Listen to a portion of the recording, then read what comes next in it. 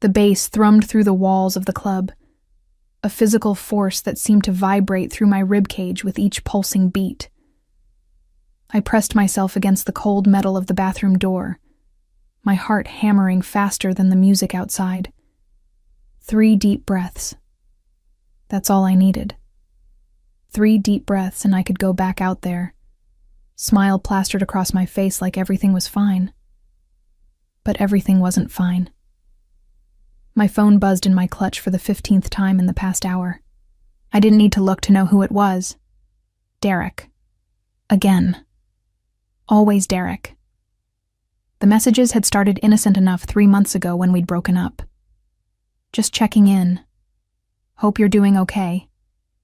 But they'd evolved into something darker, more insistent. Where are you? Who are you with? You can't just ignore me, Jesse. Except I could. I had to. I smoothed down the front of my dress, a simple black number that my roommate Maya had insisted I wear tonight. You need to get out there again, she'd said, applying her eyeliner with surgical precision. Derek doesn't own you. He never did. She was right, of course. But knowing something intellectually and feeling it in your bones were 2 entirely different things. The bathroom door burst open and Maya stumbled in, her usual composure slightly ruffled by champagne and the exertion of dancing. There you are. I've been looking everywhere.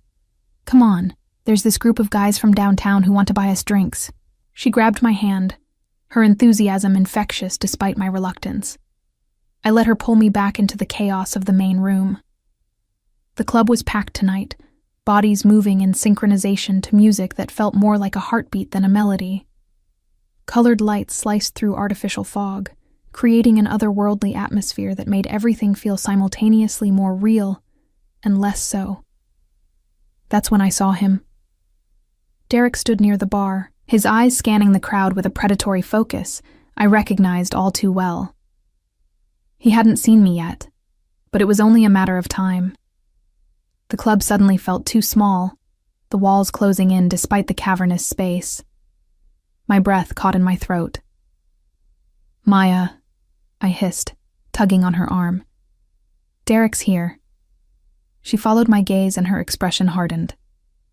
That obsessive piece of work. I told you we should have filed a restraining order. You can't file a restraining order because someone texts too much. You can when those texts are threatening. Were they threatening? Sometimes I couldn't tell anymore. Derek had a way of making everything sound like concern, like love, like he was the victim of my cruel distance. But there was always an undercurrent, a suggestion of something darker lurking beneath his words. He turned, and our eyes met across the crowded room. Even from this distance, I could see his expression change. Recognition, then something else. Possession, determination. He started moving through the crowd toward me. We need to go, I said, panic rising in my chest. But Maya was already pulling me in the opposite direction, weaving through the dancers toward the VIP section in the back. Follow my lead, she said over her shoulder. The VIP area was elevated slightly, separated from the main floor by velvet ropes and the kind of intimidating security that made it clear who belonged and who didn't. Maya had connections through her job at a marketing firm, and she flashed a smile at the bouncer who nodded us through without question. Inside, the atmosphere shifted. The music was still loud, but somehow more controlled. The lighting was dimmer, more intimate. Groups of well-dressed people lounged on leather couches, their faces half hidden in shadow and cigarette smoke. I glanced back toward the entrance. Derek had reached the rope, but the bouncer was shaking his head, arms crossed. Relief flooded through me, making my knees weak. See? Maya said, pressing a drink into my hand. Safe. Now let's actually enjoy ourselves. I tried. I really did. I let Maya introduce me to her work friends, smiled and nodded at their stories, pretended the vodka in my glass wasn't making my stomach turn. But I couldn't shake the feeling of being watched, the awareness of Derek somewhere out there, waiting. An hour passed. then another. Maya disappeared with a guy from her office, promising she'd be back in 15 minutes. I found myself alone on one of the couches, nursing my second drink and contemplating whether it was safe to leave yet. That's when Derek found me. I don't know how he got past security. Maybe he talked his way through, or slipped the bouncer cash, or simply waited until they were distracted. But suddenly he was there, standing in front of me with that familiar smile that no longer looked charming but rather calculated. "Hey, Jess," he said, sitting down beside me without invitation. Too close. Always too close. "Fancy seeing you here?" "Derek." My voice came out steadier than I felt. "You need to leave me alone. We need to talk. You've been ignoring my messages. Because we broke up 3 months ago, there's nothing left to talk about." His hand found my knee, fingers pressing in just slightly too hard to be casual. "Don't be like that. What we had was special. You know that. I know that. We just need to work through this rough patch." "There's no rough patch. It's over." His grip tightened, and I saw something flash in his eyes. Anger, barely controlled. "You can't just decide that on your own. Relationships require 2 people. I tried to pull away, but his other hand caught my wrist, not violently, but firmly. The kind of hold that looked affectionate from a distance, but felt like a trap up close. "Let go of me," I said, my voice rising slightly. "Not until you listen." My heart was pounding now, genuine fear replacing my earlier anxiety. The VIP section had emptied somewhat, and those who remained were lost in their own worlds, their own conversations. No one was paying attention to us. No one would intervene. Panic made me desperate, and desperation made me reckless. My eyes landed on a man sitting alone in the corner, partially hidden in shadow. He was watching us, I realized. Had been watching for the past few seconds with an intensity that should have frightened me, but instead felt like possibility. He was striking in a way that made you look twice. Dark hair styled with casual precision, sharp cheekbones, and eyes that seemed to absorb light rather than reflect it. He wore a tailored black shirt, sleeves rolled to his forearms, revealing tattoos that disappeared beneath the fabric. Without thinking, without planning, I stood abruptly and walked directly to him. "Sorry I'm late," I said loudly enough for Derek to hear, my voice bright with forced familiarity. Traffic was insane. The stranger's eyes widened slightly in surprise, but before he could respond, before Derek could react, I bent down and pressed my lips to his. It was meant to be quick, performative, a desperate ploy to convince Derek I'd moved on. But the moment our mouths met, something shifted. His lips were warm and firm, and for a heartbeat he remained frozen. Then his hand came up to cup the back of my head, fingers threading through my hair, and he kissed me back. Actually, kissed me back. Not the chaste brush of lips I'd intended, but something deeper, more consuming. His mouth moved against mine with a confidence that made my breath catch, made me forget for a moment that this was a stranger, that I was using him, that Derek was watching. When we finally broke apart, I was breathing hard, my lips tingling. The stranger's dark eyes were fixed on mine, unreadable and intense. Then he looked past me, to where Derek still stood by the couch, and something in his expression changed. Hardened. "Who's your friend?" he asked, his voice low and carrying an accent I couldn't quite place. Not Italian, but something close. Mediterranean, perhaps. "He's no one," I said quickly. "Just someone who can't take a hint." "I see." The stranger stood, and I was struck by how tall he was, how his presence seemed to fill the space around us. He looked at Derek, and his next words were casual, but edged with steel. "I think the lady would like you to leave." Derek's face had gone red, his hands clenched into fists at his sides. "This doesn't concern you. Jesse and I are having a private conversation." "Jesse," the stranger repeated, as if testing my name on his tongue. His hand found the small of my back, possessive and warm through the thin fabric of my dress. "Is that true? Do you want to continue your conversation with him?" I should have said yes, should have thanked him and walked away, found Maya, gone home. But something in the way he said my name, the way his touch made me feel simultaneously protected and claimed, made me shake my head. "No, I want him to leave." The stranger smiled then, and it wasn't a kind smile. It was the smile of a predator who'd just been given permission to strike. He looked back at Derek, and though I couldn't see his face, I saw Derek's reaction. The other man actually took a step back, his bravado crumbling. "You heard her," the stranger said softly. "Leave, and don't come back." For a moment, I thought Derek might argue, might push back the way he always did. But something in the stranger's demeanor, some unspoken threat in his posture, made Derek turn and walk away. Not confidently, but quickly, disappearing back into the main crowd. I released a breath I hadn't realized I'd been holding, my whole body suddenly shaking with adrenaline and relief. "Thank you," I managed. "I'm sorry I just grabbed you like that. I didn't know what else to do." The stranger turned back to me, and his expression had softened slightly, though his eyes remained intense. "Don't apologize. I'm Jackson. Jesse." Then I laughed, slightly hysterical. "But you already know that." "Come," he said, guiding me back to his secluded corner. "Sit. You're shaking." I let him lead me, sinking onto the leather couch that was still warm from where he'd been sitting. He signaled a waitress who appeared instantly, and moments later, a glass of water was pressed into my trembling hands. "Drink," Jackson instructed, and I obeyed. The water was cold and helped clear my head slightly. Reality was starting to reassert itself, and with it came embarrassment.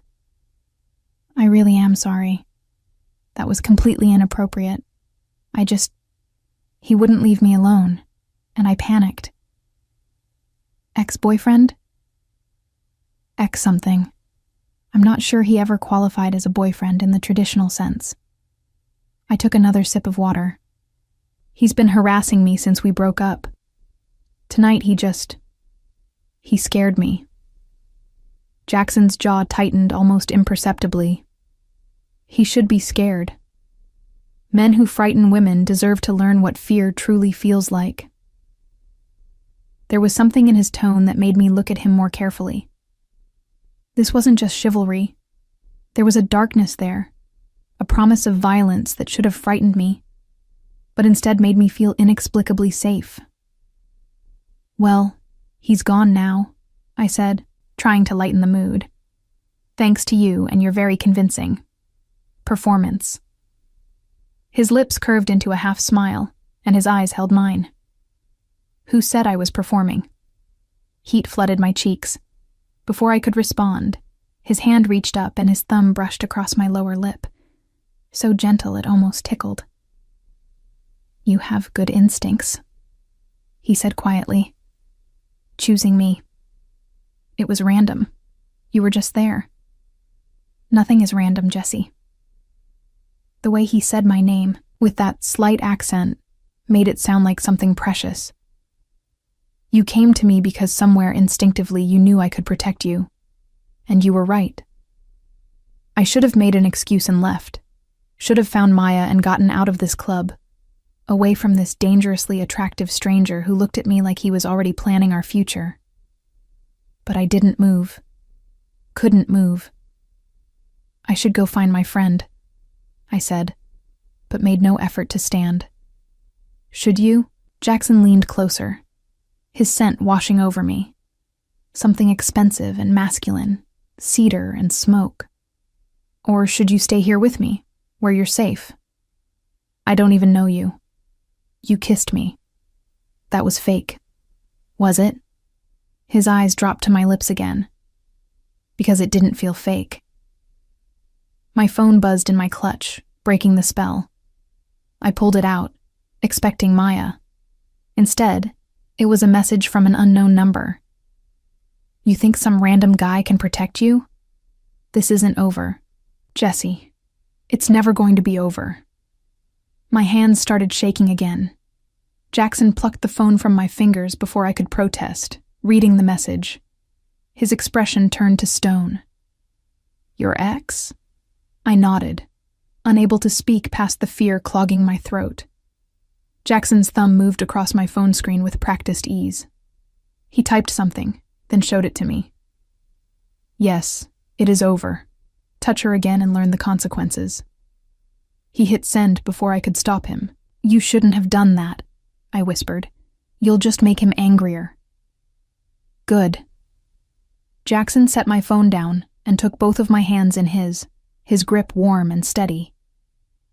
Let him be angry. Let him try something. I promise you, Jesse, no one will ever hurt you again. Not him, not anyone. The certainty in his voice should have sounded arrogant, delusional even. But looking into his eyes, I believed him. This stranger who I'd kissed in a moment of desperation had just claimed me as his own, and the terrifying part was how much I wanted to let him. Who are you? I asked, because men didn't make promises like that unless they had the power to keep them. Jackson smiled, and it was beautiful and terrifying all at once. I'm yours now. That's all you need to know tonight. I didn't leave the club with Jackson that night, though every instinct screamed at me to do exactly that. Maya found me 20 minutes later, apologetic and slightly drunk, and insisted we share an Uber home. I gave Jackson my number before leaving, my hands still trembling slightly as I typed it into his phone. I'll call you tomorrow, he said, and it wasn't a question. It was a statement of fact, as certain as gravity. The next morning arrived with harsh sunlight and a pounding headache that had nothing to do with alcohol. I'd barely slept, my mind replaying the kiss over and over, the feel of Jackson's hand in my hair, the way he'd looked at Derek like he was already planning how to eliminate a problem. My phone rang at exactly 9 o'clock. Unknown number, but I knew who it was before I answered. Good morning, Jesse. Jackson's voice was smooth, alert, carrying none of the grogginess I felt. Did you sleep well? Not really, I admitted, padding into my tiny kitchen to start coffee. Last night was intense. It was necessary. Has he contacted you again? No. Not since your message. I poured water into the coffee maker, watching it drip through with unusual focus. Look, Jackson, I appreciate what you did, really. But you don't have to keep checking on me. I can handle Derek. Silence stretched between us for a moment. Then, can you? The question wasn't accusatory. It was genuine, and it made me pause. Could I handle Derek? I'd been trying for 3 months, and he was only getting worse. I'm working on it, I said finally. Let me help you work on it. Have lunch with me today. I have to work. Where? I hesitated. Something in my gut warned me against giving this stranger too much information, even as another part of me desperately wanted to trust him. At a consulting firm downtown, administrative work. What time is your lunch break? 1 o'clock. Perfect. I'll pick you up at 12:45. There's a place nearby I think you'll like. Jackson, I can't just leave for lunch with someone I met last night. You can, and you will. His tone was gentle but unyielding. Because we both know Derek isn't going to stop with text messages. And we both know you're scared. You don't have to be scared anymore, Jesse. Not with me.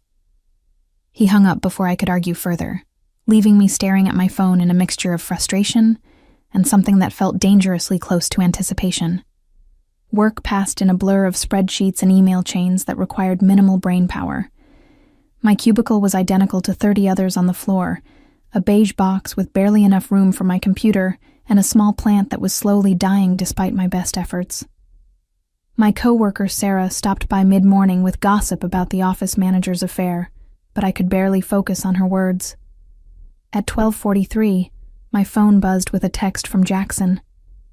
I'm outside. I grabbed my purse and made my way to the elevator, my heart pounding with each descending floor. What was I doing? This was insane. You didn't just go to lunch with dangerous-looking strangers who kissed like they owned you. Except that's exactly what I was doing. The lobby doors opened onto a busy downtown street, and there he was.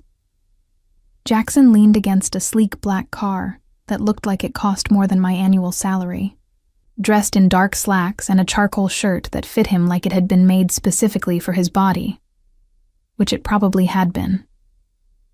He straightened when he saw me, and that same intensity from last night blazed in his eyes, like I was the only person on the crowded sidewalk, like the world had narrowed to just the two of us. You came, he said, and I heard genuine relief in his voice. I'm here for 1 hour. That's it. 1 hour is more than enough time to start. He opened the passenger door for me, his hand finding the small of my back in that now familiar gesture as I slid into the leather seat. The interior smelled like expensive cologne and leather. Classical music played softly from hidden speakers. Jackson got in beside me, and suddenly the spacious car felt intimate, charged with an energy I couldn't name. Where are we going? I asked as he pulled smoothly into traffic. Somewhere we can talk without interruption. He glanced at me, and something in his expression made my breath catch. I need to tell you some things, Jesse. Things you need to know to stay safe. Safe from Derek? From everyone. The restaurant was tucked away on a quiet street in a neighborhood I'd never explored. No sign marked the entrance, just a plain black door with a subtle gold number. Jackson placed his hand on my lower back again as we entered, guiding me through a dim hallway that opened into an unexpectedly beautiful space. Exposed brick walls, soft lighting, tables set far enough apart that conversations remained private. A server appeared immediately, greeting Jackson by name and leading us to a corner table that offered a view of the entire restaurant while keeping us partially hidden from other diners. You come here often, I observed once we were seated. I own it. Of course he did. I studied the menu, noting prices that made my eyes widen. This was the kind of place where expense accounts came to die. Order whatever you want, Jackson said, watching me with that unsettling focus. Money isn't a concern. What do you do? I asked, setting down the menu. For a living, I mean. I manage investments, acquisitions, properties. He paused, and his next words were weighted with meaning. I protect what's mine. And what's yours? His eyes locked on mine. As of last night, you are. I should have laughed. Should have told him he was insane, that you couldn't claim a person after one desperate kiss in a nightclub. But the way he said it, with absolute conviction, made my protests die in my throat. You don't even know me, I whispered. I know enough. I know you're strong enough to use a stranger as a shield when you're frightened. I know you're brave enough to show up here despite every instinct telling you to run. I know the way you kiss, the way you taste, the little sound you made in the back of your throat when I pulled you closer. He leaned forward, his voice dropping lower. And I know that no one has ever made you feel as safe as I do.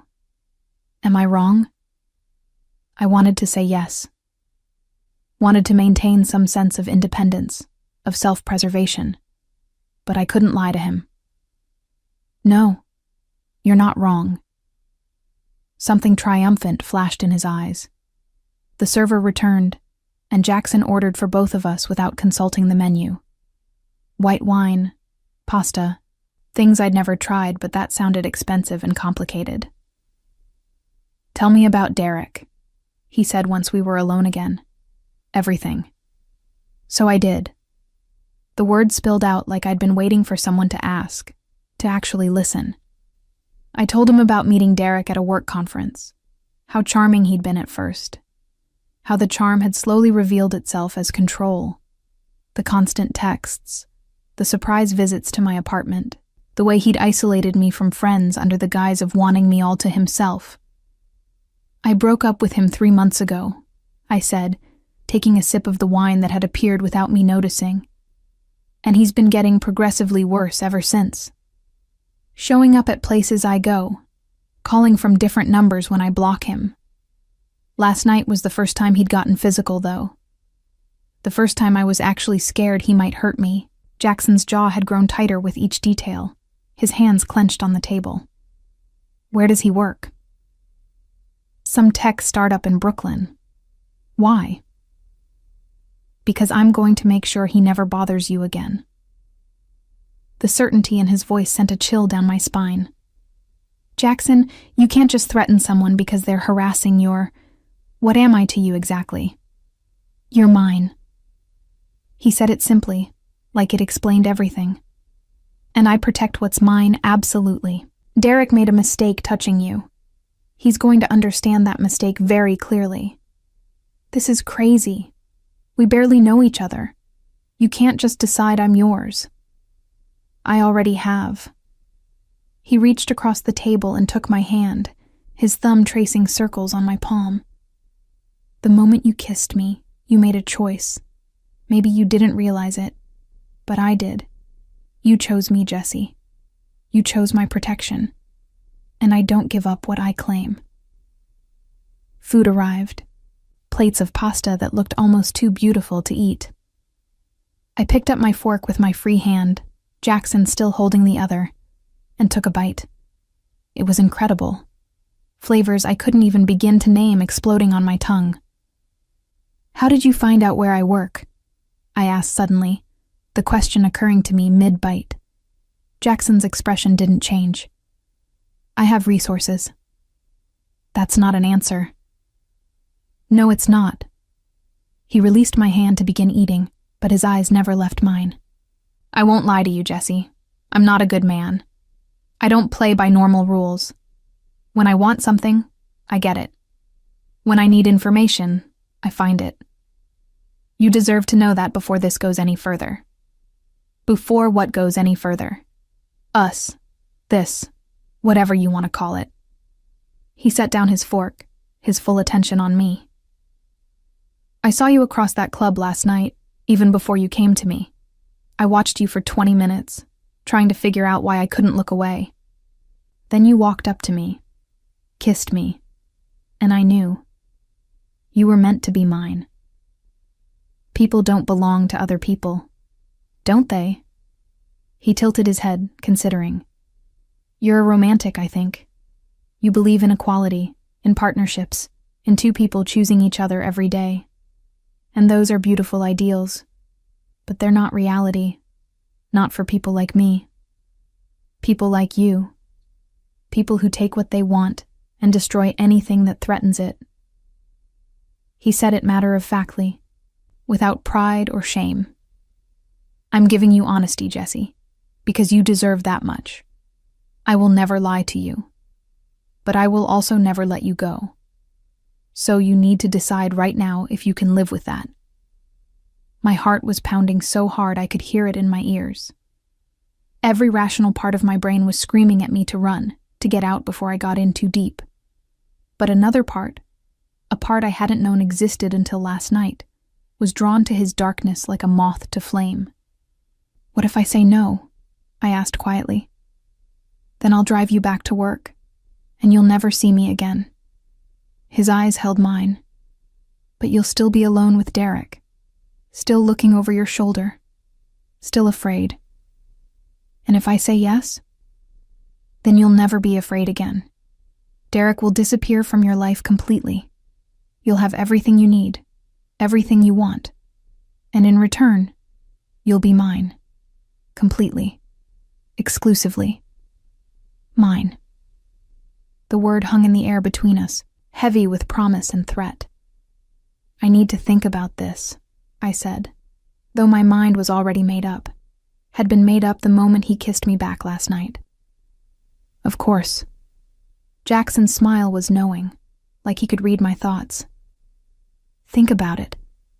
But Jesse, while you're thinking, know that I'm already working to keep you safe. Whether you accept me or not, Derek won't bother you anymore. What are you going to do to him? Nothing permanent, just a conversation. A very clear conversation about boundaries and consequences. We finished lunch with lighter conversation. He asked about my work, my family, my dreams. I found myself telling him things I'd never told anyone, drawn out by his intense focus and genuine interest. Or maybe by the wine that kept appearing in my glass. By the time he dropped me back at work, I was 45 minutes late from lunch and didn't care. My boss would be furious, but Jackson's parting words made it not matter. Think about my offer, he said, kissing my hand in a gesture that should have felt old-fashioned, but instead felt possessive. I'll give you until tomorrow. Then I'm coming to collect my answer. I floated through the rest of the workday in a daze. Sarah commented that I looked different, glowing, and I couldn't argue. Everything felt different now. The world had shifted on its axis, and I was still trying to find my balance. My phone buzzed at 5:30, just as I was packing up to leave. A photo message from an unknown number. But I recognized the scene immediately. It was Derek, sitting in what looked like a parking garage, blood streaming from his nose, terror written across his features. No words accompanied the image, just the photo and a second message.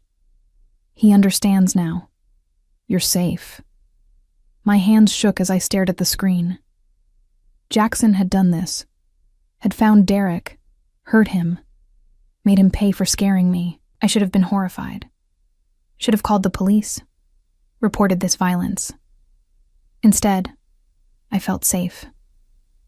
For the first time in 3 months, I felt completely, utterly safe. A third message arrived. Tomorrow, Jesse. I'll be waiting for your answer. I typed back before I could stop myself. You already know what my answer will be. His response was immediate. Say it anyway. I want to hear you choose me. I hesitated only a moment before typing the words that would change everything. Yes, I choose you. The reply came seconds later, and I could almost hear the satisfaction in his voice. Good girl. I'll pick you up tomorrow at 8 a.m. Pack a bag. You're moving in with me. I should have protested, should have said he was moving too fast, that I needed more time. But I didn't, because somewhere deep inside, I knew Jackson was right. I had chosen him the moment I kissed him. Everything since had been inevitable. I just hadn't realized I was choosing forever. I didn't sleep that night. Not really. I lay in my cramped bedroom, staring at the water-stained ceiling, my half-packed duffel bag sitting accusingly in the corner. Every rational thought I'd ever had was screaming at me to call this off, to text Jackson and tell him I'd made a mistake, that I needed more time. But I didn't.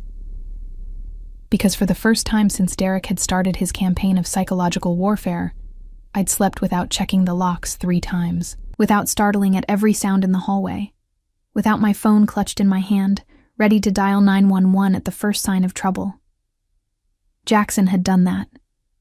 One conversation, one photo of Derek's bloodied face, and the fear that had been my constant companion simply evaporated.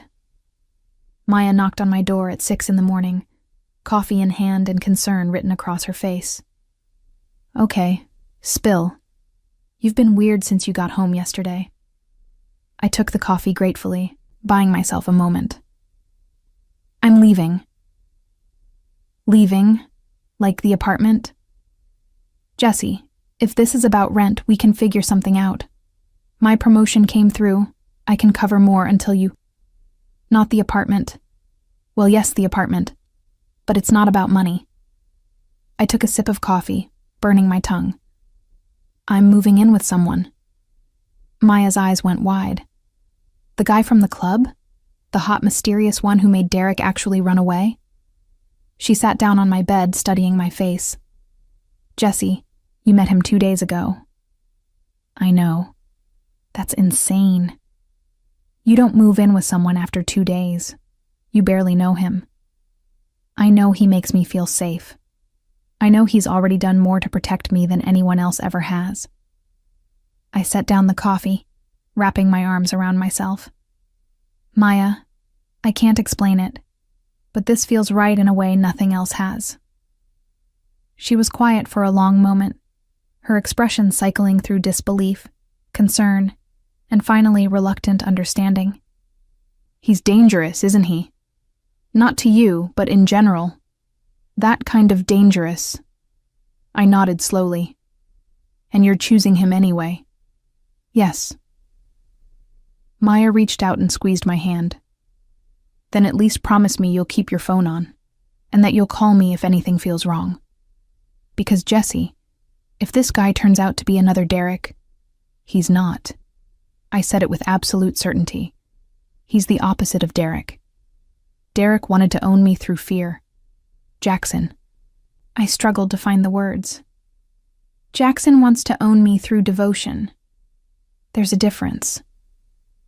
I really hope you're right.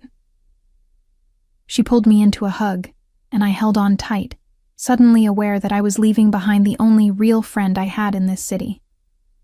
Text me every day, even if it's just an emoji. I need to know you're okay. I promise. Jackson arrived at exactly 8 o'clock, as promised. I watched from my window as the same sleek black car from yesterday pulled up to my building. He got out, and even from 3 floors up, I could see how he commanded the space around him.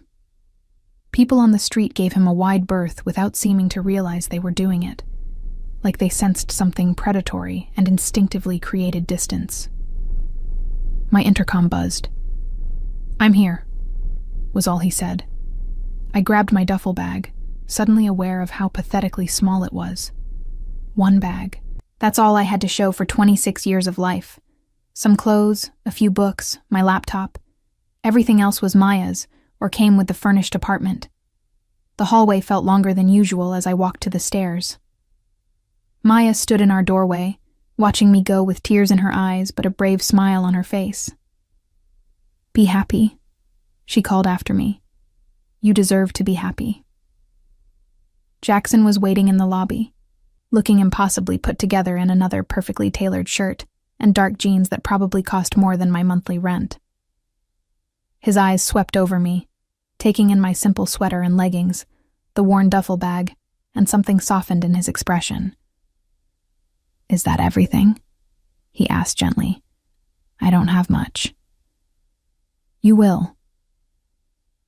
He took the bag from me, his fingers brushing mine in a way that sent electricity up my arm. I'll give you everything. The car ride started in silence, comfortable and charged at the same time. We headed north, away from my neighborhood, and into areas where the buildings grew taller and more expensive. Doormen appeared. Trees lined pristine sidewalks. The city transformed block by block into something I'd only ever seen in movies. Tell me about your family, Jackson said eventually, one hand on the wheel, the other resting casually on the center console between us. There's not much to tell. Small town in Ohio, parents who wanted me to stay and marry local. I wanted more than that. I watched the buildings slide past. We don't talk much anymore. They think I'm throwing my life away in the city. Are you close? No, not since I left. The old hurt flared briefly. They wanted me to be someone I wasn't. To be small and satisfied with small things. You're not small. Jackson's hand moved from the console to my thigh, warm and possessive. You're magnificent. They just couldn't see it. I didn't know how to respond to that, so I changed the subject. What about you? Do you have family? His jaw tightened almost imperceptibly. I did. Once. I'm sorry. Don't be. They made their choices. I made mine. He glanced at me, and something in his eyes made me shiver. Family is who you choose, Jesse. Blood means nothing if there's no loyalty behind it. We pulled into an underground garage of a building that screamed wealth. The parking level alone was nicer than my entire apartment building, with polished concrete floors and soft lighting that made the luxury cars look like art installations. Jackson's penthouse occupied the entire top floor. The elevator required both a key card and a fingerprint scan to access, security measures that should have concerned me, but instead made me feel protected. The doors opened directly into his space, and I stepped out into a world I'd only seen in magazines. Floor-to-ceiling windows offered a panoramic view of the city. The sun was still rising, painting everything in shades of gold and pink. The space was open concept, modern furniture in blacks and grays providing stark contrast to the light pouring in. Abstract art covered the walls, pieces I suspected were originals worth more than most people's houses. "This is your home?" I asked stupidly, because obviously it was. "Our home now." Jackson set my duffel bag down and came to stand beside me at the windows. "I want you to be comfortable here. If there's anything you need, anything you want changed, just tell me." I wouldn't even know where to start. I turned to face him, suddenly aware of how out of place I looked in this polished space. "Jackson, I can't afford to live here. I can't even afford to breathe air this expensive." "You don't need to afford anything. I told you I take care of what's mine." His hands came up to frame my face, thumbs brushing my cheekbones. "Let me take care of you, Jesse. Let me give you everything you've been denied." "I don't need everything. I just need to feel safe." "You'll have both." He leaned down, and I thought he might kiss me. But instead, his lips brushed my forehead in a gesture so tender it made my chest ache. "Come, let me show you the rest." The tour was overwhelming. Guest rooms I'd never use. A kitchen that looked like something from a cooking show. A library with leather chairs and walls of books. A home office that was off limits according to Jackson's casual mention. And finally, the master bedroom. It was enormous, dominated by a bed that could easily fit 4 people. More floor-to-ceiling windows, though these had automated blinds that Jackson demonstrated with a remote. A bathroom larger than my old bedroom featured a shower with jets coming from every direction, and a tub that was practically a small pool. "I had some things brought up for you," Jackson said, opening the walk-in closet. One side was filled with his clothes, expensive suits and casual wear, organized with military precision. The other side, previously empty, now held dresses, pants, shirts, all in my size with tags still attached. "Until you tell me your preferences," I had my assistant guess. "If anything doesn't fit or isn't your style, we'll replace it." I ran my hand along a silk blouse that probably cost more than my entire current wardrobe. "You did this overnight?" "I told you, I have resources." He came to stand behind me, his hand settling on my waist. "I want you to have everything you need to feel at home here." "I don't need expensive clothes to feel at home." "No. You need to know you're safe, you're wanted, and you're valued." His breath was warm against my ear. "The clothes are just a tangible way of showing you that I see you, Jesse. I see what you need and I provide it. That's how this works." I turned in his arms, having to tilt my head back to meet his eyes. "What do you need from me? You're giving me all of this. But what do I give you?" "Everything." His hand came up to cup my jaw, and the intensity in his eyes made my knees weak. "Your trust, your presence, your smiles, your tears, your fears, your joys. I want all of it, every piece of you. That's not fair exchange. You're giving me material things. I'm giving you my entire self. Material things mean nothing to me. I can buy anything." His thumb traced my lower lip, and my breath caught. "But I can't buy you, Jesse. I can't buy the way you look at me, the way you chose me that night despite your fear. That's priceless. And I'll spend the rest of my life proving to you that you made the right choice." He kissed me then, and it was different from the desperate kiss in the club.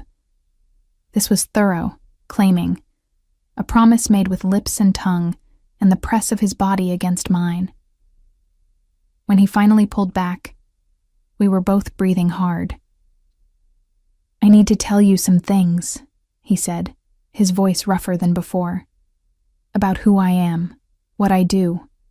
You deserve the truth before this goes further." We moved to the living room, settling on the massive sectional that faced the windows. Jackson poured us both coffee from a pot that had appeared on the counter while we'd been in the bedroom, and I wrapped my hands around the warm mug, grateful for something to hold on to. "My name is Jackson Moretti," he began, and the Italian surname finally clicked the accent into place. "My family has been in New York for 4 generations, building an empire that spans real estate, shipping, and various other investments." "Legal investments?" I asked quietly. "Some of them, not..." He didn't look away from me, didn't try to soften the truth. "My family operates in gray areas. We do what's necessary to protect our interests and our people. I won't pretend to be something I'm not, Jesse. I've hurt people. I've made decisions that most would consider immoral. But I've never hurt anyone who didn't deserve it, and I've never broken my word. I should have been frightened, should have stood up and walked out, but I'd known, hadn't I? From the moment I saw how Derek reacted to him, how he commanded every space he entered. Men like Jackson didn't become powerful through legitimate means alone. "The night we met," I said slowly, "you were there for business, weren't you? Not just to relax." He nodded. "The club is one of my properties. I was meeting with someone about a deal, and then I saw you, and business stopped mattering." "Does Derek know who you are? What you are?" "He does now." Jackson's smile was cold. I made sure he understood exactly what happens to people who threaten what belongs to me. "I'm not a possession. No. You're infinitely more valuable than a possession." He set down his coffee and took my hands. "Possessions can be replaced. You can't. That's why I'll protect you with everything I have. That's why anyone who tries to hurt you will learn what it means to cross me." A shiver ran through me that wasn't entirely from fear. There was something darkly romantic about his devotion, his absolute certainty that I was worth protecting at any cost. "What happened to your family?" I asked. "You said you had family once." Pain flickered across his face, there and gone so quickly I almost missed it. "My parents were killed when I was 17. Car accident, or that's what the police said. I knew better. A rival family had been making moves on our territory. The accident was too convenient, too perfectly timed. I'm sorry. Don't be. I made sure justice was served." His expression hardened. Every single person involved in their deaths learned what it means to take something from me. I was methodical about it. Took me 3 years to track them all down, to make them pay. "You killed them." It wasn't a question. Yes. No hesitation, no remorse. And I'd do it again. They took my family, so I took everything from them. That's how this world works, Jesse. You protect your own, and you destroy anyone who threatens them. I should have been horrified. Should have seen the red flags waving frantically in front of me. But all I could think was that this was a man who understood loss, who understood the depths of devotion and the price of betrayal. "Why me?" I asked. "You could have anyone.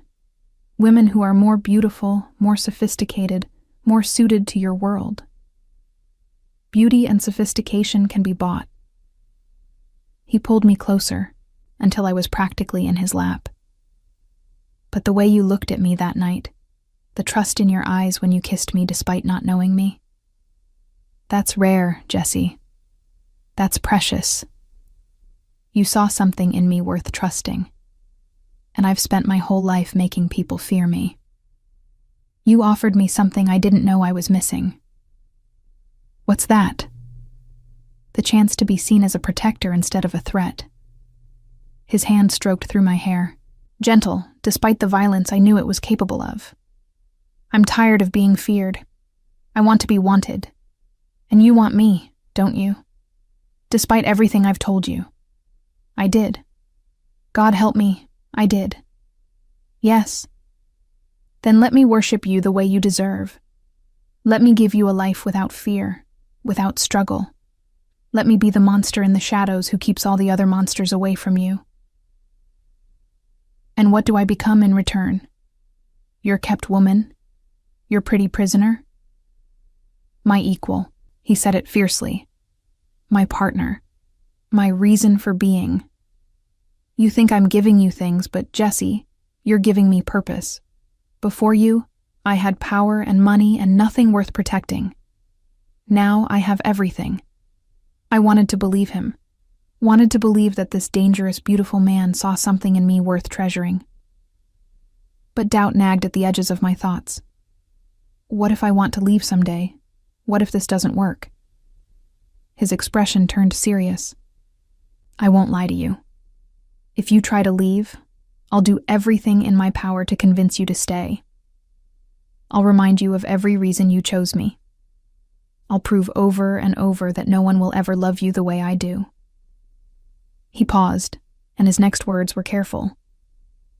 But if you truly want to go, if being with me makes you unhappy, I'll let you. Because keeping you prisoner would destroy what makes you beautiful. Your spirit, your fire. I want you willing, Jesse. Always willing. It was the answer I needed. Not a promise of freedom, because that would have been a lie. But honesty about what this was, what he was. A man who would fight to keep me, but wouldn't break me in the process. Okay, I whispered. Okay? Okay, I'll stay. I'll try this, whatever this is. The smile that broke across his face was devastating in its genuine joy. He pulled me fully into his lap, arms wrapped around me like he'd never let go, and kissed me until I forgot every doubt I'd ever had. When we finally broke apart, breathless and tangled together on the couch, Jackson rested his forehead against mine. You won't regret this. I promise you, Jesse. I'll spend every day proving that you made the right choice. I hope so, I said, because I just gave up my entire life for you. No. He pulled back to look at me, his eyes intense and warm. You didn't give up your life. You started living it, and I'm going to make sure every moment is worth it. The first week living with Jackson passed in a strange blur of luxury and adjustment. I woke each morning in sheets that felt like silk against my skin, the city spread out below us like a kingdom waiting to be conquered. Jackson was attentive in ways I'd never experienced, anticipating needs I didn't know I had. Coffee appeared on the nightstand before I was fully awake. Meals materialized at perfect intervals, prepared by a chef who came and went so quietly I barely noticed his presence. My closet filled with more clothes, each piece somehow exactly my style, despite me never voicing preferences. How do you know? I asked one morning, holding up a sweater in my favorite shade of forest green. What I like, I mean. Jackson looked up from his tablet, dressed for work in a charcoal suit that made him look like he'd stepped out of a magazine. I pay attention. You linger on certain colors when we pass store windows. Your eyes light up at specific styles. I just provide what makes you happy. It should have felt invasive, this level of observation. Instead, it felt like being truly seen for the first time in my life. But there were rules, I discovered. Unspoken at first, then gradually made clear through gentle corrections and firm insistences. I couldn't leave the building without telling him where I was going. For safety, he said, and after Derek, I couldn't argue the logic. The security team needed to know my location in case something happened. I couldn't go back to my old job. You don't need to work, Jackson had said when I brought it up on day 3. And I won't have you in an environment I can't control, not when there are people who might use you to get to me. People like who? I'd asked. His expression had darkened. I have enemies, Jesse. Men who would hurt you just to hurt me. Until I'm certain you're secure, you stay where I can protect you. So my days became strange exercises in beautiful captivity. I had everything I could want materially, but my world had shrunk to the penthouse and occasionally the building's private gym or rooftop garden, always with security hovering at a discreet distance. Maya texted constantly, worried messages I answered with careful cheerfulness. Yes, I was fine. Yes, Jackson was treating me well. No, I didn't regret my choice. All true, technically, even if the whole truth was more complicated. On day 8, everything changed. I was reading in the library when Jackson came home early, his expression tight with barely controlled anger. He was on his phone, speaking rapid Italian to someone, his free hand clenched into a fist at his side. When he saw me, something in his posture shifted, the tension bleeding out slightly. He ended the call and came to me, pulling me up from the chair and into his arms. His embrace was almost crushing, his face buried in my hair as he breathed deeply. "What's wrong?" I asked against his chest, feeling his heart racing. "Nothing you need to worry about." But his voice was strained, and when he pulled back, his eyes were haunted. "Business complications. They'll be handled. Jackson, I need you to do something for me." His hands came up to frame my face, thumbs stroking my cheekbones. "I need you to stay in the penthouse for the next few days. No rooftop garden, no gym. Just here, where I know you're completely safe." Fear spiked through me. "What kind of complications?" He hesitated, clearly weighing how much to tell me. "Someone is challenging my territory, making moves they shouldn't be making.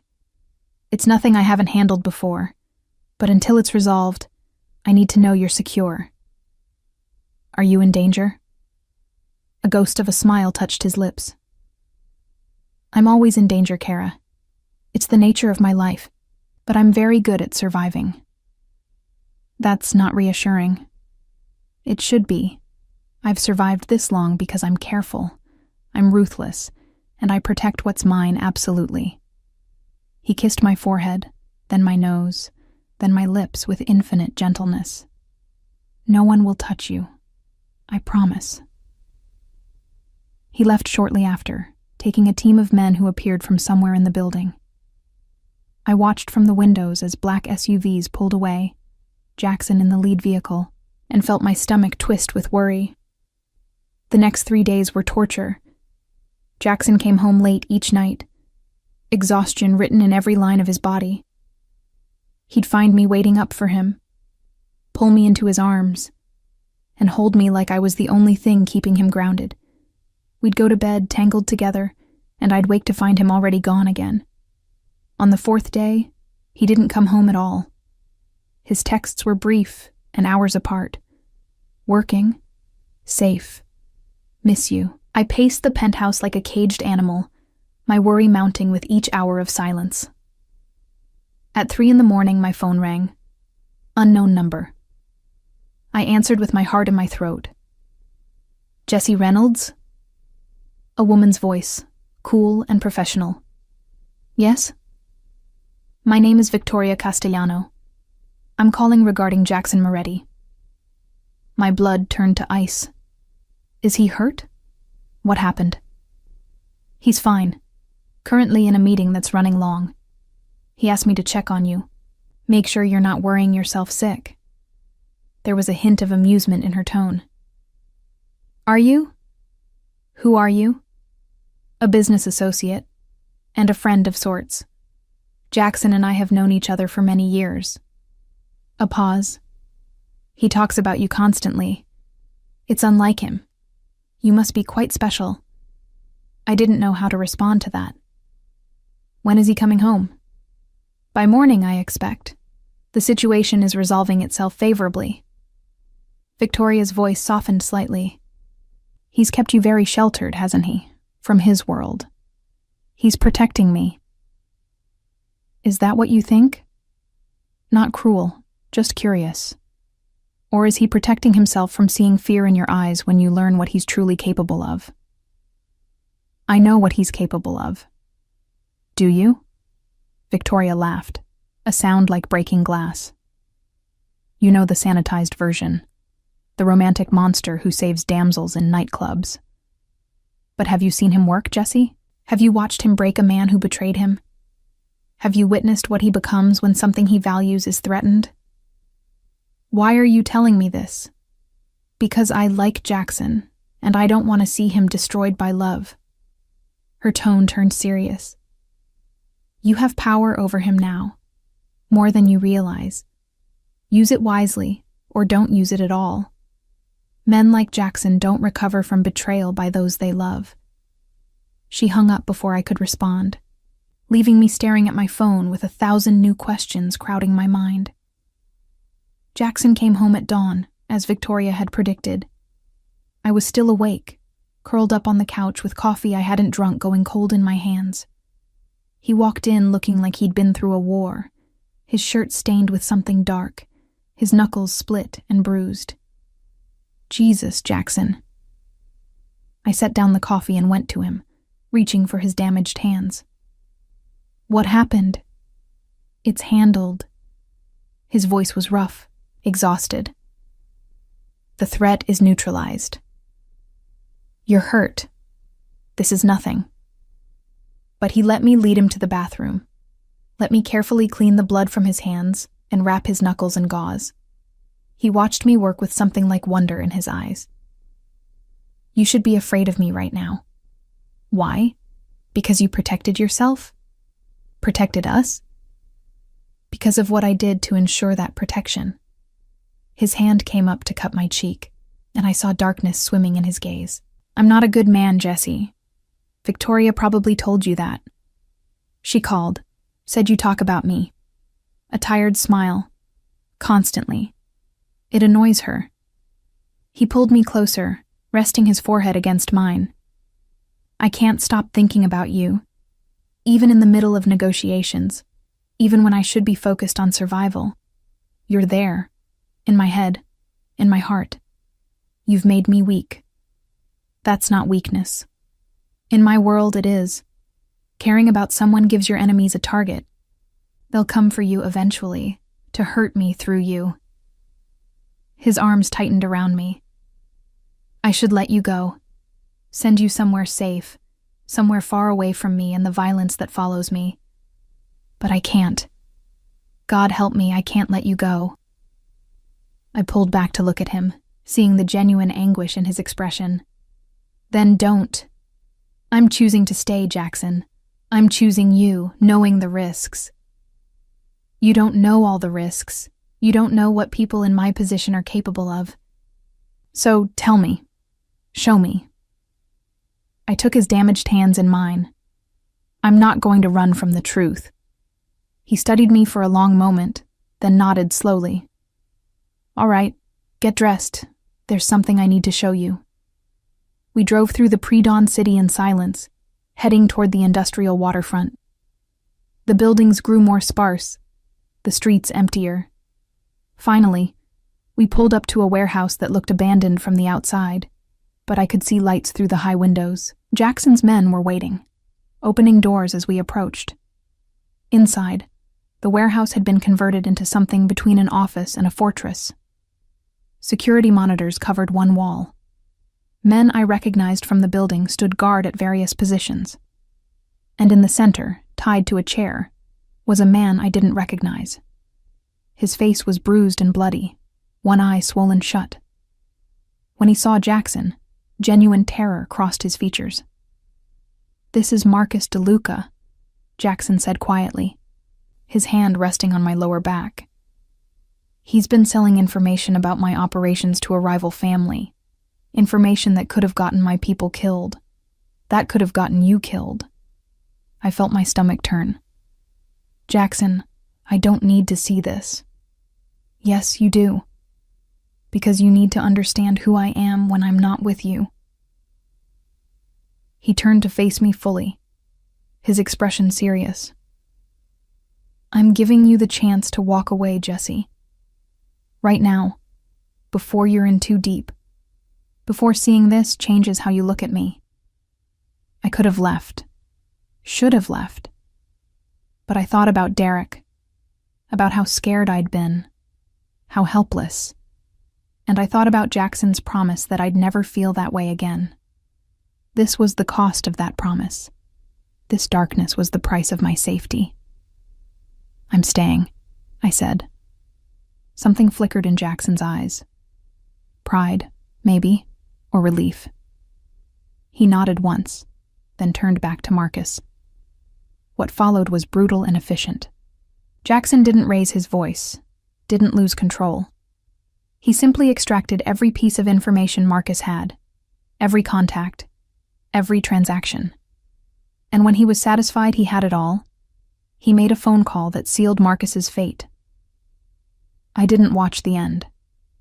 Jackson walked me outside before it happened, holding me against his chest in the cool morning air, as sounds I tried not to interpret came from inside the warehouse. I'm sorry you had to see that, he said into my hair. Are you? I pulled back to look at him. Sorry for what you did, or sorry I witnessed it? Sorry you witnessed it. I'm not sorry for protecting my people, for protecting you. He deserved it? He sold information that led to the death of 3 of my men. Good men, with families. Jackson's jaw was tight. Yes. He deserved it. I should have felt horror. Should have felt disgust. But all I felt was a strange sense of security. This man would go to these lengths to protect what was his. And I was his. Take me home, I whispered. We drove back in silence, the sun rising over the city as we went. Back in the penthouse, Jackson started to pull away, to give me space to process what I'd seen. But I grabbed his hand, stopped him. Don't, I said. Don't pull away from me because you think I'll reject you now. Jesse, I saw who you are, all of it, and I'm still here. I stepped closer, pressing my palm against his chest, feeling his heart racing beneath my touch. You're a monster, Jackson. But you're my monster. And I'm not afraid. The control he'd been maintaining shattered. He pulled me against him, kissing me with a desperation I'd never felt from him before. It was like he was trying to absorb me, to make me part of him so I could never leave. We made our way to the bedroom, shedding clothes and inhibitions as we went. And for the first time since I'd moved in, he made love to me like I was precious and indestructible all at once, like he was trying to prove through touch that I'd made the right choice. Afterward, wrapped in his arms with the morning sun streaming through the windows, Jackson spoke quietly against my hair. You can't unsee what you saw today. You can't unknow what I am. I don't want to unknow it. I traced patterns on his chest, following the lines of scars I'd never asked about. I want all of you, Jackson, the good and the terrible. That's what choosing you means. His arms tightened around me. Then you're mine. Completely.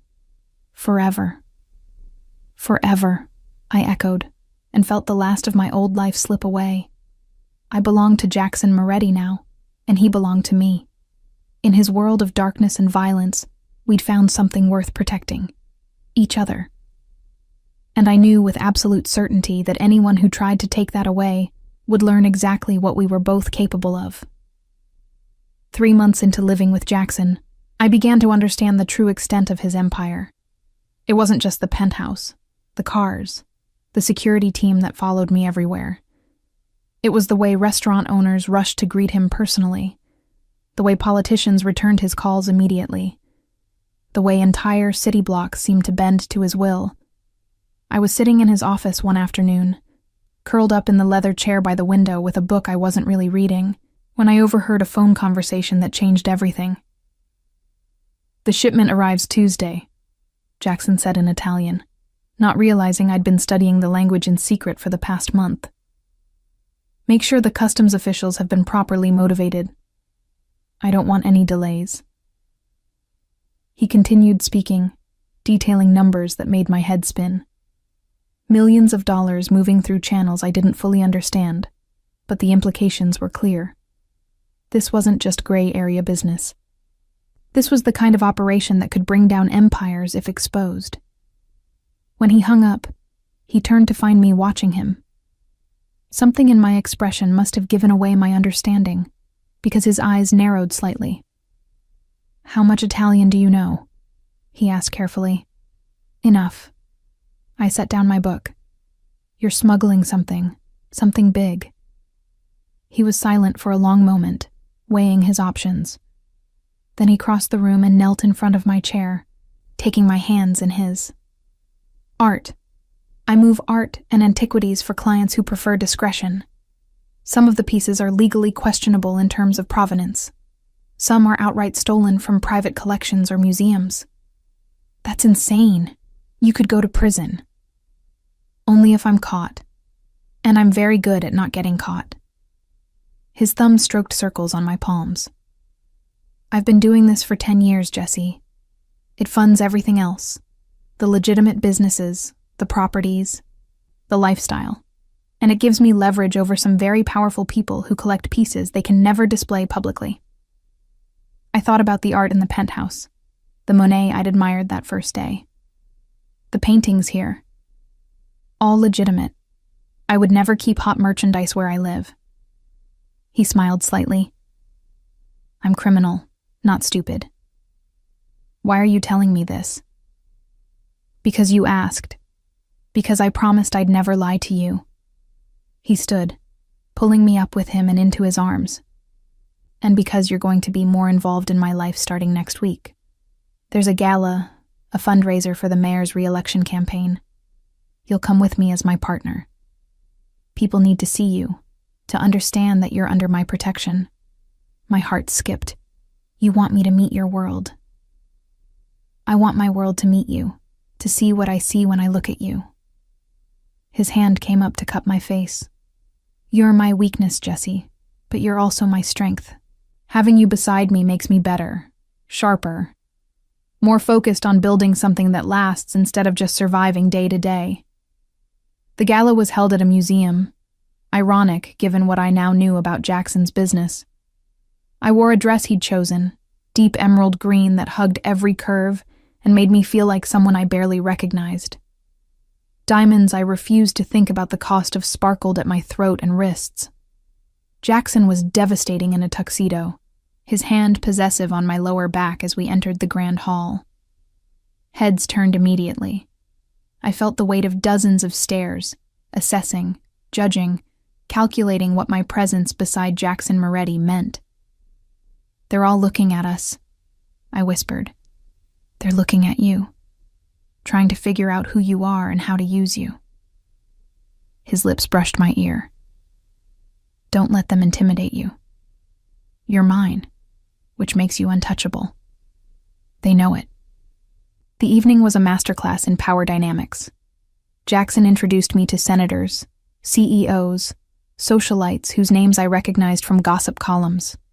Each interaction was carefully choreographed, his hand never leaving my body, his attention constantly returning to me even mid-conversation.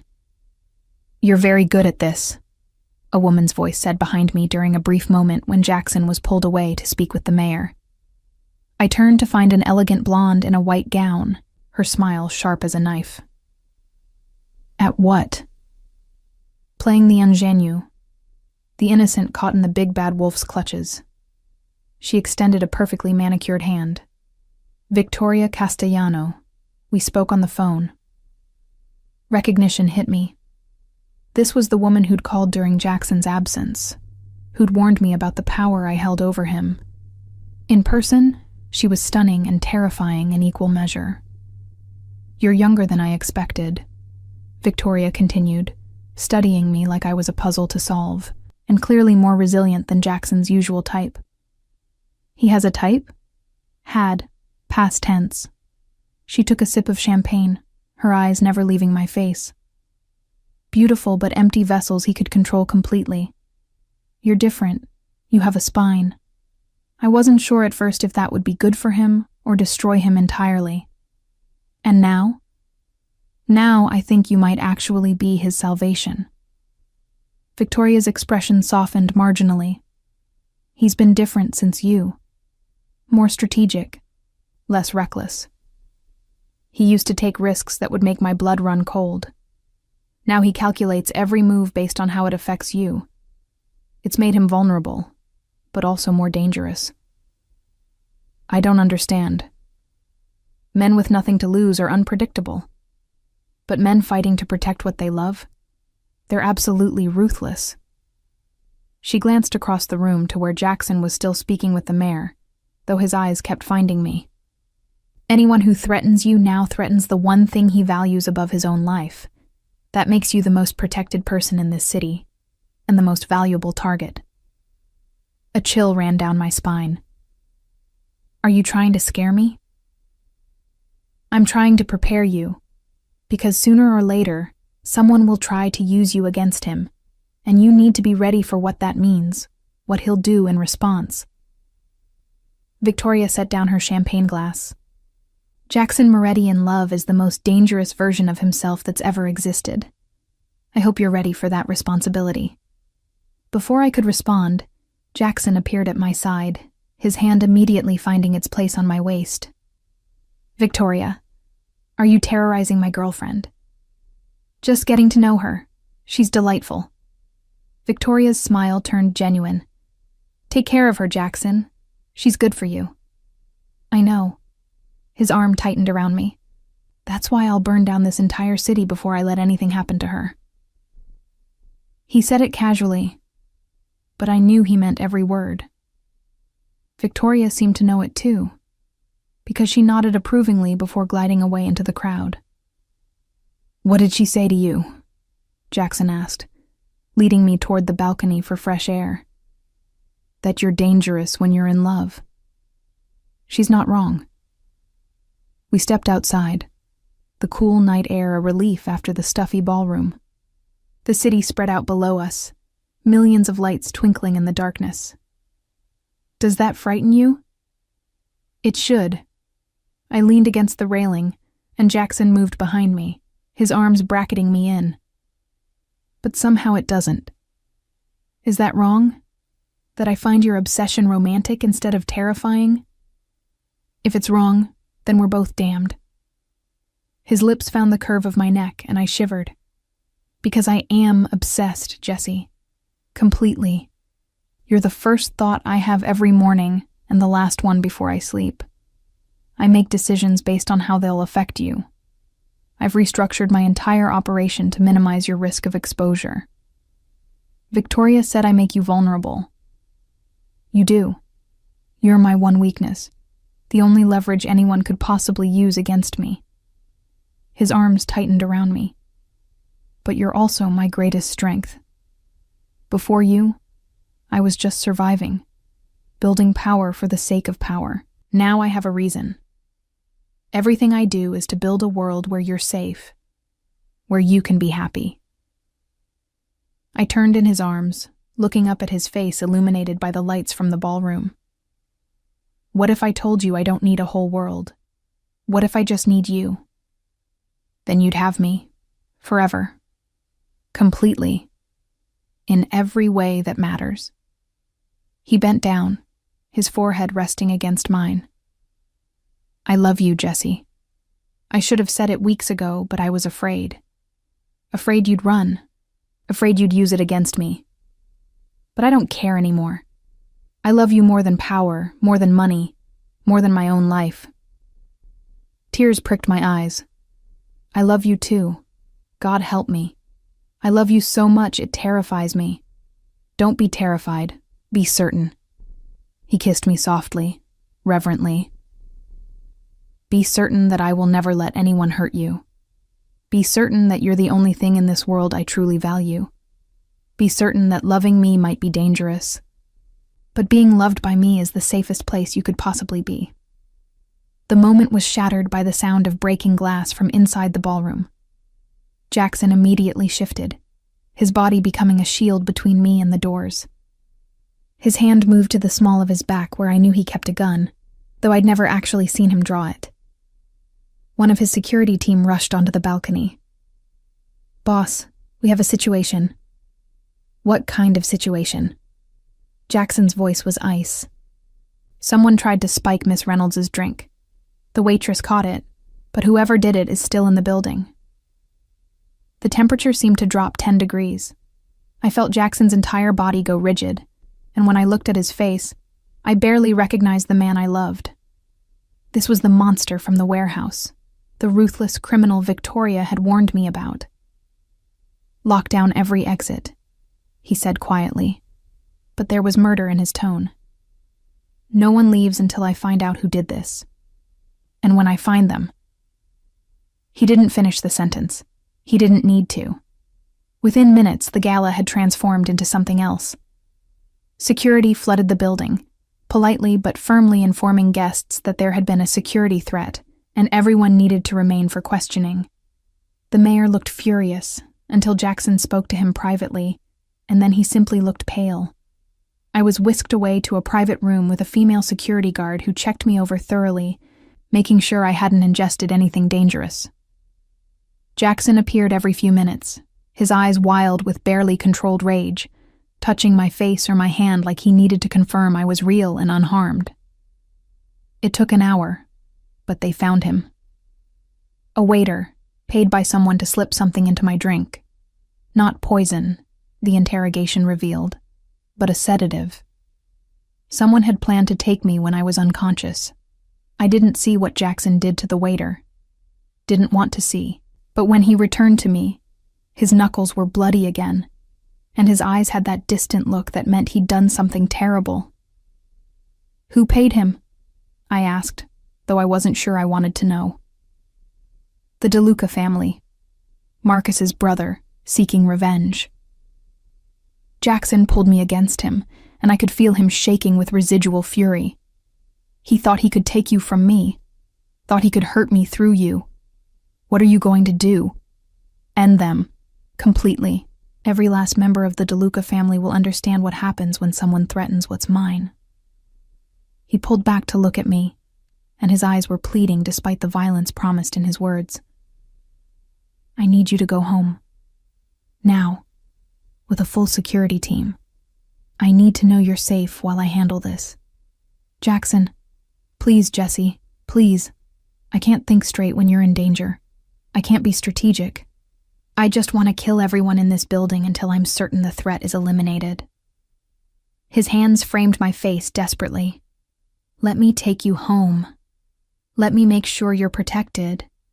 Then let me do what I need to do to make sure this never happens again." I saw it then, the depth of his obsession. He wasn't exaggerating. He really would kill everyone here if he thought it would keep me safe. The power I held over him was terrifying and intoxicating all at once. "Okay," I whispered. "Take me home." The drive back was tense, 3 SUVs surrounding Jackson's car in a protective formation. He held my hand the entire time, his grip almost painful, like he was afraid I'd disappear if he let go. Back at the penthouse, he checked every room personally before allowing me inside. Then he pulled me into his arms and just held me, his face buried in my hair, his breathing ragged. "I almost lost you tonight," he said against my skin. "If that waitress hadn't been alert, if they'd succeeded in taking you." But they didn't. This time. But there will be others, Jesse. As long as you're with me, there will always be people who try to use you as leverage. I can't make you completely safe. I can only make the consequences for threatening you so severe that most people won't dare try. I pulled back to look at him, seeing the anguish in his eyes. "Are you asking me to leave? For my own safety?" "No." The word was immediate, fierce. "I'm too selfish for that. I'm telling you that I will destroy anyone who threatens you. I will burn down families, ruin empires, paint this city red if that's what it takes to keep you safe. And I need you to be okay with that. With what loving me means." I thought about the life I'd had before him. The fear, the loneliness, the feeling of being invisible. Then I thought about these past 3 months. Being seen, being cherished, being protected so fiercely that entire families would fall for threatening me. I'm okay with it, I said. I'm okay with all of it. Because loving you means never being afraid again. And that's worth everything. He kissed me then, desperate and claiming, and I knew that we'd crossed a point of no return. I wasn't just his anymore. I was part of his world, part of his darkness, complicit in everything he did in my name. And I didn't regret it for a second. That night, as I lay wrapped in his arms, I heard him make phone calls in Italian, ordering his men, planning his revenge. I heard the violence promised in his tone, felt the tension in his body as he strategized. And I held him tighter, this beautiful monster who loved me enough to become even more monstrous. Because that's what we were now. 2 people so entwined that his darkness had become mine, and my light had become his only salvation. The DeLuca family would fall, and I would let it happen, would maybe even be glad for it. Because they'd tried to take me away from the one person who made me feel whole. That was the moment I realized I'd truly capitulated. Not to Jackson's control, but to the reality of loving someone like him. To be loved by a monster meant accepting that he'd do monstrous things in your name. And I was done pretending I wanted anything less. The war with the DeLuca family lasted 3 weeks. 3 weeks of Jackson coming home at dawn with blood on his hands and exhaustion in his eyes. 3 weeks of me pretending not to hear the phone calls, not to notice when members of his security team didn't return. 3 weeks of understanding exactly what it meant to be loved by someone who would tear the world apart to keep you safe. I stopped asking questions after the first few days, stopped trying to maintain the illusion that I was somehow separate from the violence enacted in my name. Instead, I became his refuge. The place he came to remember why he was fighting, what he was protecting. On the morning of day 22, Jackson came home different. Still tired, still carrying the weight of what he'd done, but something had shifted. There was finality in his expression, a sense of completion. "It's over," he said simply, pulling me into his arms in the early morning light. "The DeLucas are finished. Every single one who posed a threat is gone. The others have fled the city or bent the knee." I should have felt horror at the casual way he announced the destruction of an entire family. Instead, I felt only relief. "You're safe now?" "We're safe now." He pulled back to look at me, his hands framing my face with infinite gentleness. "No one will threaten you again. I've made sure of it. The message has been sent clearly enough that even my enemy's enemies understand what happens when someone tries to use you against me." "How many?" I asked quietly. "How many people died because of me?" "Not because of you. Because of their own choices." His thumb stroked my cheekbone. "They chose to threaten you. They chose to ignore the warnings. They chose their own fate. You're innocent in all of this, Jesse. Don't carry guilt that isn't yours." But I did carry it. At least a little. How could I not? People were dead because someone had tried to drug me at a gala. An entire family had been eliminated because they'd sought revenge for something Jackson had done to protect his empire. The weight of it was crushing until Jackson did something I never expected. He took me to meet his people, not the soldiers or the security team. The civilians who worked in his legitimate businesses, who depended on him for their livelihoods. The restaurant owners whose establishments he'd saved from bankruptcy. The families of his fallen men, who he supported financially and protected fiercely. The neighborhood where he'd grown up, where his money had built parks and community centers.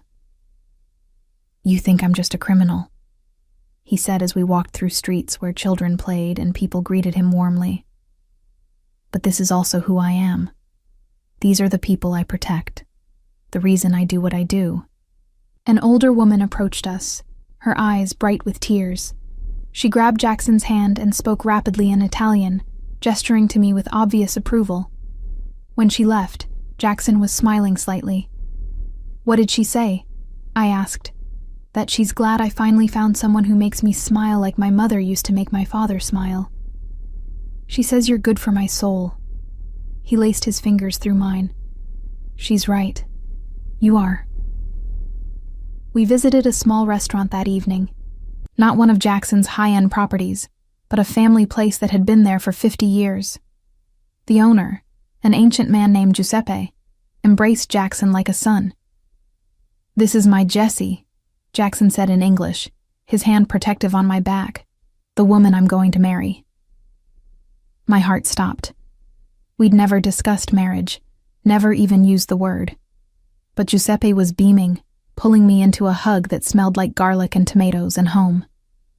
"About time," Giuseppe said in heavily accented English.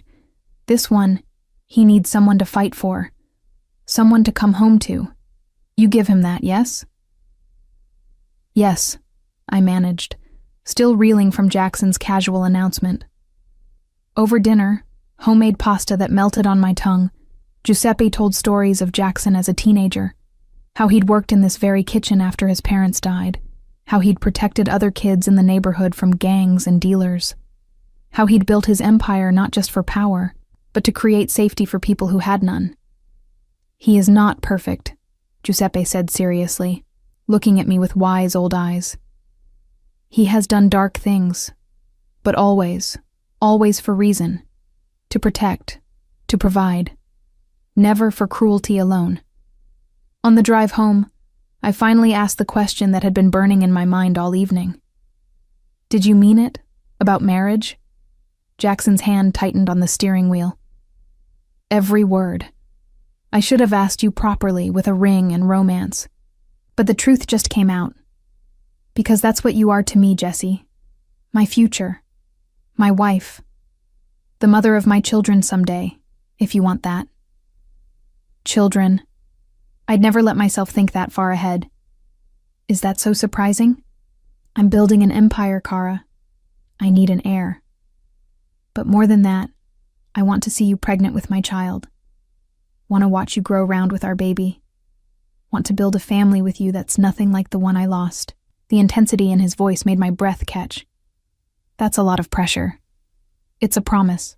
A future. If you want it. He glanced at me, vulnerability showing through his usual confidence. "Tell me you want it.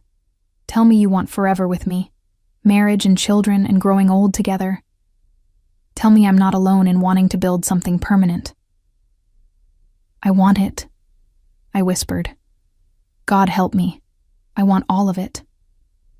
He pulled the car over abruptly, right there on the side of the road, and kissed me like I was oxygen and he'd been drowning.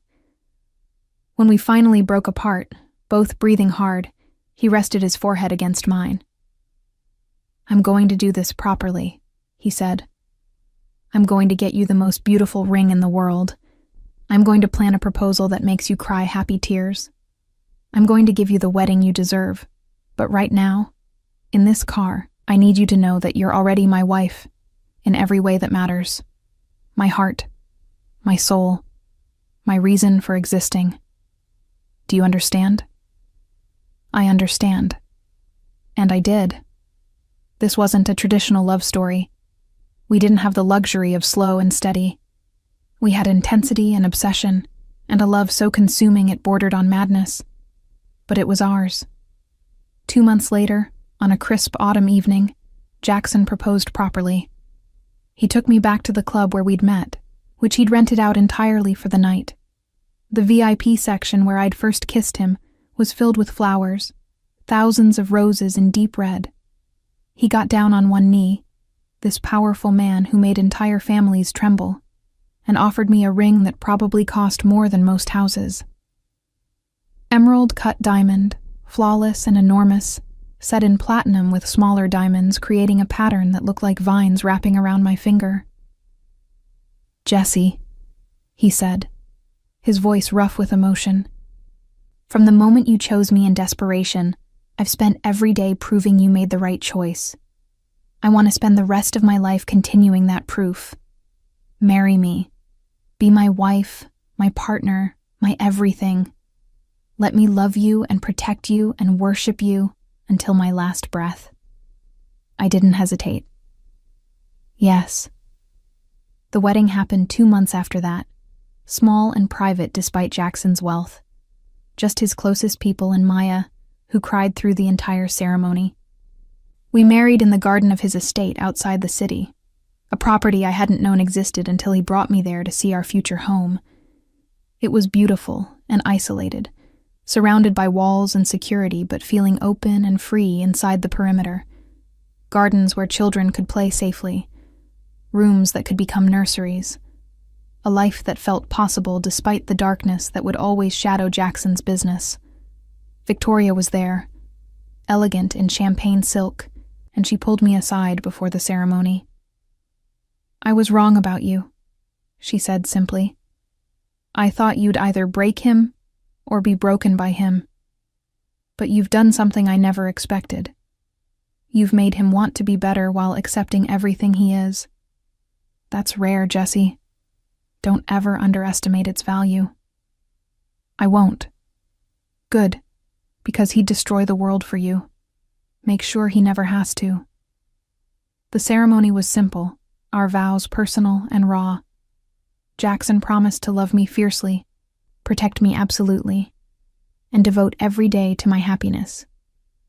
I promised to stand beside him in darkness and light, to be his haven and his home, to love him despite and because of everything he was.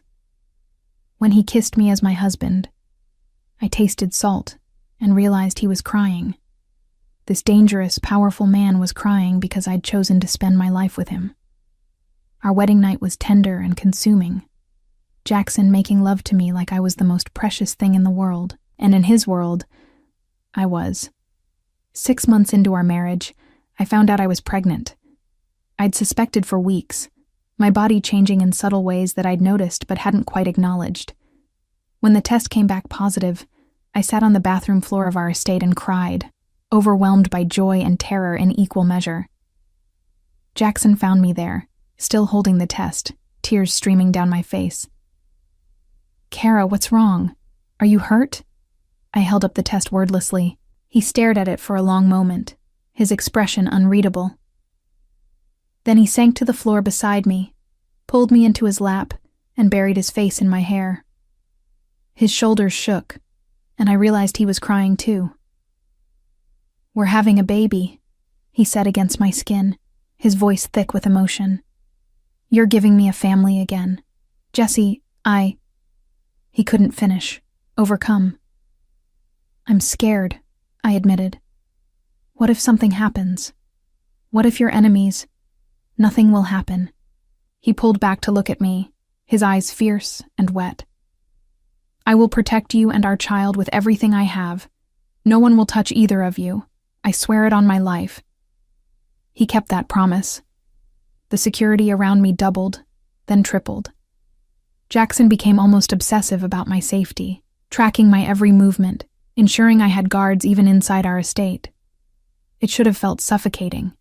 Instead, it felt like love in its purest form. My pregnancy was smooth, easy even. Jackson was there for every appointment, every milestone. He talked to my growing belly at night, promising our child a life of safety and love, promising to be better than his own father, to build something lasting. When our daughter was born on a snowy February morning, tiny and perfect and screaming with healthy lungs, Jackson held her and wept openly. "Isabella," he said, naming her after his mother. "My beautiful Isabella." Looking at him holding our daughter, this monster who'd killed for me, who'd destroyed families and built empires all in the name of protecting what was his, I finally understood what I'd truly chosen that night in the club. I'd chosen a love that was absolute and consuming. A love that would destroy anything that threatened it.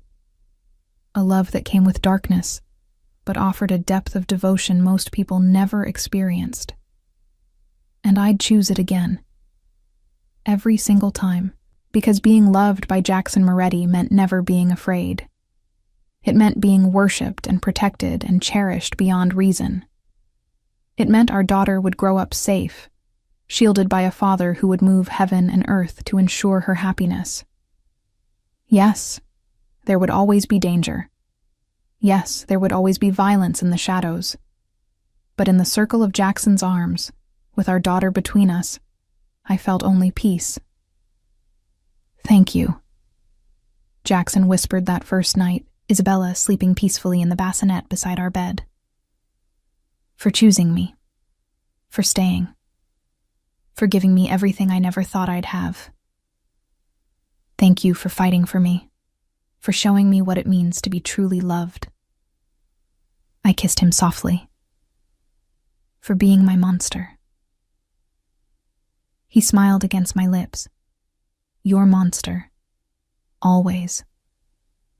And as I drifted off to sleep in our home, surrounded by security and safety, and the family we'd built from desperation and obsession, I knew I'd found something precious. Not perfect. Never perfect. But ours. The girl who'd grabbed a stranger in a moment of panic had found her forever. And the man who'd claimed her on instinct had found his purpose. We'd both been broken in our own ways. But together, we'd become something unbreakable. That was our story. Not traditional, not gentle, but absolutely ours. And I wouldn't change a single moment of it.